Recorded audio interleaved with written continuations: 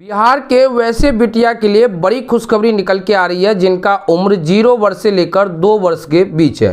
मुख्यमंत्री कन्या उत्थान योजना के तहत बिहार के बिटियों को 3,000 रुपये की राशि दी जाती है। 0 वर्ष से लेकर 1 वर्ष के बीच में एक मुश्त की राशि 2,000 रुपये मिलते हैं। वहीं 1 वर्ष से 2 वर्ष के बीच में उन्हें एक मुश्त की राशि 1,000 रुपये दिया जाता है। तो अगर आप भी इस योजना का लाभ लेने के लिए ऑनलाइन आवेदन करना चाहते हैं तो बहुत ही आसान तरीके से घर बैठे खुद से ऑनलाइन अप्लाई कर सकते हैं। ऑनलाइन अप्लाई करने की प्रक्रिया में अब पोर्टल को अपग्रेड किया गया और नए लुक नए डिजाइन के साथ आवेदन प्रक्रिया शुरू कर दी गई है। तो आगे आपको step by step online apply करने की कंप्लीट प्रोसेस दिखाने वाला हूं, तो वीडियो को आप ध्यानपूर्वक अंत तक देखते रहिए। तो मेरा नाम है राजकुमार और आपका अपना ही चैनल राज हेल्प पे आपको स्वागत है। तो चलिए वीडियो शुरू करते हैं। फ्रेंड्स, वीडियो होने से पहले हमेशा की तरह आपसे एक रिक्वेस्ट रहेगा, इस वीडियो को आप फेसबुक पर देख रहे हैं पेज को फॉलो कर लीजिएगा, यूट्यूब पे देख रहे हैं तो चैनल को सब्सक्राइब कर लीजिए। उत्थान योजना के तहत 0 से 2 वर्ष का ऑनलाइन अप्लाई करना चाहते हैं तो इसके लिए आपको सबसे पहले इस वेबसाइट पर आना होगा और यहाँ पे देख सकते हैं ये आवेदन फॉर्म है। तो इसमें स्टेप बाय स्टेप जरूरी सभी जानकारी को दर्ज कर आसानी से ऑनलाइन अप्लाई करना होगा। अब ऑनलाइन अप्लाई कैसे करेंगे पूरे बारीकी से जानिए। तो इसके लिए आपको सबसे पहले गूगल ओपन करना है और गूगल पे टाइप करना है rajhelps.in। ये लिख के आपको इस तरह से सर्च कर देना है। जैसे आप सर्च करें तो पहले नंबर में राज हेल्प्स वेबसाइट लिंक देखने को मिलेगा, इस पर आपको क्लिक कर देना है। क्लिक करते ही इस तरह से rajhelps.in की वेबसाइट पे आ जाएंगे। अब आपको इस तरह से स्क्रॉल करना है और यहाँ पे देखिए सरकारी योजना कैटेगरी में देखने को मिल जाएगा मुख्यमंत्री कन्या उत्थान योजना 02 ऑनलाइन अप्लाई। इस पर क्लिक करके इस आर्टिकल को ओपन कर लीजिए। अब हो सकता है कि आप देर से विजिट करें तो ऐसे में आपको ये आर्टिकल ऊपर नीचे देखने को मिले, तो ऐसे में आप इस तरह से ऊपर की तरफ आ जाइए और यहाँ देखिए सर्च बटन देखने को मिलेगा, तो इस जगह टाइप कर लेना है मुख्यमंत्री कन्या उत्थान योजना 02 ऑनलाइन अप्लाई। ये लिख के आपको इस तरह से सर्च कर देना है। जैसे आप सर्च करें तो पहले नंबर में आपको ये आर्टिकल देखने को मिलेगा, इस आर्टिकल को ओपन कर लेना है। अब इसमें पूरी जानकारी बताया गया तो आप इन्हें एक एक करके पूरी बारीकी से पढ़कर आसानी से सभी जानकारी जान सकते हैं। अब जैसे आप पढ़ते नीचे की तरफ आएंगे तो यहाँ देखिए step by step online apply करने का कंप्लीट प्रोसेस बताया गया है। और आप थोड़ा सा नीचे की तरफ आएंगे तो यहाँ देखिए इंपोर्टेंट लिंक सेक्शन देखने को मिलेगा और यहाँ देखिए डायरेक्ट ऑनलाइन अप्लाई के आगे अप्लाई ऑनलाइन, इस पर आपको क्लिक कर देना है। क्लिक करते ही अगले स्टेप में इस तरह से आवेदन फॉर्म खुलकर आ जाएगा। अब आवेदन कैसे करेंगे इसकी पूरी जानकारी जानेंगे, लेकिन उससे पहले यहाँ देखिए लाल कलर में 2 महत्वपूर्ण सूचना है, ये जानना आपको बेहद जरूरी है। सबसे पहले यहाँ देखिए एक नंबर बताया गया कि सरकारी अस्पताल में जन्मे लाभुक को मुख्यमंत्री कन्या उत्थान योजना अंतर्गत 0 से 1 का एंट्री का उस अस्पताल में नहीं हुआ है तो जांचों उपरांत यहाँ पर करे, अन्यथा केवल वैसे लाभुक जिनका जन्म निजी अस्पताल या घर में हुआ हो उन्हीं का एंट्री सॉफ्टवेयर में करे। तो ये आपने जान गए। दूसरा बताया गया कि आवेदन भरने के बाद यूजर आईडी और पासवर्ड से लॉगिन कर आवेदन को अंतिम रूप यानी फाइनलाइज दे। जैसे आप इस पे पंजीकरण करेंगे तो आपको लॉगिन डिटेल्स मिलेगा, उनसे आपको लॉगिन करना होगा और इसके बाद आपको फाइनलाइज करना है, तभी आपका सफलतापूर्वक आवेदन माना जाएगा। अब यहाँ देख के बताया गया कि मुख्यमंत्री कन्या उत्थान योजना अंतर्गत 0 से 2 वर्ष आयु वर्ग के बच्चे का आवेदन प्रपत्र। अब यहाँ से स्टेप बाय स्टेप आवेदन करने की पूरी प्रोसेस जानिए। सबसे पहले यहाँ पे आपको वित्तीय वर्ष देखने को मिलेगा, इसके बाद यहाँ ये देखिए योजना के आगे इस पर आपको क्लिक करना है। अब 0 से लेकर 1 वर्ष की बिटिया का ऑनलाइन अप्लाई करना चाहते तो इस पर क्लिक करना है और 1 वर्ष से 2 वर्ष की बिटिया का ऑनलाइन अप्लाई करना चाहते तो इस पर क्लिक करना है। तो मैं इस तरह से पहले वाले पे क्लिक कर दिए। अब यहाँ से आपको जिला का नाम सेलेक्ट कर लेना है। इसके बाद यहाँ से आपको अपना ब्लॉक या प्रखंड या जो अंचल होगा उसका नाम चयन कर लेना है। इसके बाद यहाँ से आपको क्षेत्र का प्रकार चयन करना है। अगर आप शहरी क्षेत्र से हैं तो शहरी पे क्लिक कीजिए और ग्रामीण से है तो ग्रामीण पे इस तरह से क्लिक कर देना है। इसके बाद यहाँ से आपको अपना पंचायत का नाम सेलेक्ट कर लेना है, जो भी आपका पंचायत का नाम होगा। इसके बाद यहाँ से आपको अपना गाँव का नाम सेलेक्ट करना है और यहाँ से आपको अपना वार्ड नंबर सेलेक्ट कर लेना है, जो भी आपका वार्ड नंबर होगा। इसके बाद आपको इस तरह से नीचे की तरफ आना है। अब यहाँ पे आपको पूरा विवरण दर्ज करना होगा, लेकिन उससे पहले यहाँ देखा जाएगा कि क्या आप जुड़वा बच्चों के रिकॉर्ड दर्ज करना चाहते हैं। अगर जुड़वा बच्चे हुए तो ऐसे में ये जो बॉक्स है इस बॉक्स पे आपको टिक कर देना है। अगर जुड़वा बच्चे नहीं हुए तो इस पे आपको क्लिक नहीं करना है। अब यहाँ देखिए बोला जा रहा है कि आधार नंबर माता का, तो ये वाले कॉलम में आपको यहाँ पे माता का आधार नंबर लिख लेना है। इसके बाद यहाँ देखिए माता का नाम आधार अनुसार, तो माता का आधार पे जैसा भी नाम है वैसा नाम लिखना है।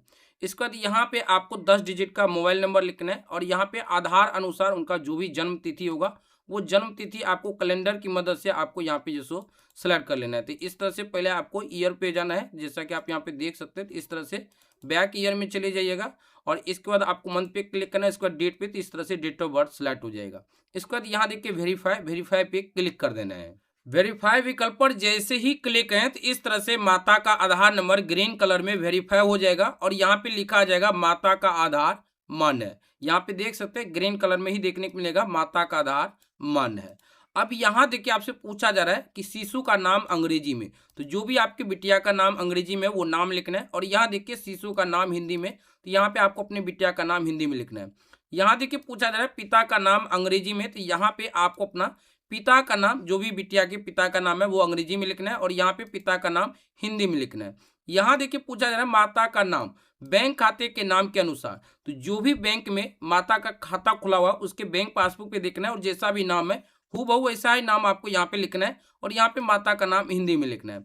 यहाँ देखिए पूछा जा रहा है जन्म निबंधन संख्या, अगर है तो लिख सकते हैं, अन्यथा खाली छोड़ना है। इसके बाद यहाँ देखिए प्रसव तिथि पूछा जा रहा है कितने तारीख को डिलीवर हुआ है, वो डेट आपको यहाँ पे सेलेक्ट करना है। तो इस तरह से जितने भी तारीख में हुआ होगा उस डेट का आपको चेंज कर लेना है। इसके बाद यहाँ से श्रेणी पूछा जा रहा है, इस पर क्लिक करना है। General, OBC, SC, ST, BC जो भी है अपने अनुसार यहाँ पे सेलेक्ट करेंगे। इसके बाद आपको इस तरह से नीचे की तरफ आना है। अब यहाँ पूछा जा रहा है कि आंगनवाड़ी कोड की संख्या, तो इस पर आपको क्लिक करना है और जो भी आपका आंगनवाड़ी केंद्र का नाम होगा सिंपली आपको अपने आंगनवाड़ी केंद्र के नाम पे इस तरह से क्लिक कर देना है। आंगनवाड़ी केंद्र का नाम सेलेक्ट करने के बाद अब यहाँ देखिए आपसे पूछा जा रहा है कि माता की मृत्यु होने की स्थिति में, यदि माता की मृत्यु हो चुकी है तो ऐसी स्थिति में इस बॉक्स पे टिक करना है और नीचे यहाँ पे आपको टिप्पणी लिखना होगा कि किस कारण से मौत हुई है। अगर नहीं है तो ये कॉलम को खाली छोड़ देना है। अब यहाँ से देखिए आपसे पूछा जा रहा है बैंक का विवरण, अब ये वाले कॉलम में बैंक का विवरण भरना होगा, लेकिन उससे पहले यहाँ देखिए साफ साफ बताएगा कि बैंक खाता संख्या बिहार में स्थित बैंक, तो जो भी माता का बैंक खाता नंबर दर्ज करेंगे वो बैंक खाता बिहार में कहीं भी खुला हुआ होना चाहिए, बिहार स्टेट के अलावा अदर किसी स्टेट में खुला हुआ नहीं होना चाहिए। तो यहाँ पर आपको जो सो बैंक खाता संख्या लिखना है, जो भी बैंक खाता संख्या होगा, और इसके बाद यहाँ से आपको बैंक का नाम सेलेक्ट कर लेना है, जो भी बैंक का नाम होगा। और इसके बाद यहाँ देखिए आईएफएससी कोड, तो पासबुक में देखना है जो भी आईएफएससी कोड होगा वो लिख लेना है। जैसे कि मैं मान लीजिए कि मैं यहाँ पे इस तरह से एक आईएफएससी कोड लिख लेता हूँ, तो इस तरह से आपको जो भी आपके पासबुक का आईएफएससी कोड होगा इस तरह से आपको आईएफएससी कोड लिखना है और इसके बाद यहाँ देखिए आईएफएससी कोड सत्यापित करें, इस पर आपको क्लिक कर देना है। इसके बाद यहाँ देखिए बताएगा कि माता की मृत्यु होने की स्थिति में पिता का आधार नंबर एवं बैंक खाते की विवरणी उपलब्ध कराएं। मान लीजिए कि माता की मृत्यु हो चुके हैं तो ऐसी स्थिति में आपको जो सो बिटिया के पिता का जो सो पूरा विवरण दर्ज करना होगा, जैसे कि पिता का आधार नंबर और बैंक खाता। लेकिन अगर माता की मृत्यु नहीं हुई है तो ऐसी स्थिति में यहाँ पे सारा डिटेल्स माता का ही लगेगा। अब यहाँ पर आपसे बोला जा रहा है जन्म प्रमाण पत्र अपलोड करें, तो अगर बिटिया का जन्म 0 से 1 वर्ष के बीच हुआ है तब आपको जन्म प्रमाण पत्र अपलोड करने की आवश्यकता नहीं है, लेकिन है तो आप अपलोड कर सकते, नहीं है तो कोई जरूरी नहीं है। अपलोड करने के लिए चूज फाइल पे क्लिक करना है और जहां भी जन्म प्रमाण पत्र का स्कैन कॉपी होगा उसको सेलेक्ट करके आसानी से अपलोड कर लीजिए। ध्यान दें जन्म प्रमाण पत्र जो अपलोड करेंगे उनका जो सो फॉर्मेट जेपीजी होना चाहिए या पीडीएफ होना चाहिए, इन दोनों में से कोई एक होना चाहिए और अधिकतम 300 KB तक ही अपलोड हो पाएगा। इसके बाद यहाँ देखिए बताएगा कि माँ के साथ बच्चे की तस्वीर अपलोड करें। माँ के साथ बच्चे की तस्वीर यानी फोटो अपलोड करना होगा, तो इसके लिए आपको चूज फाइल पे क्लिक करना है और बच्चे को गोद में लेके एक फोटो खींच लेना है, वो फोटो आपको अपलोड करना होगा। ध्यान दें जो फोटो अपलोड करेंगे वो जेपीजी फॉर्मेट में होना चाहिए और अधिकतम 200 KB तक ही अपलोड हो पाएगा।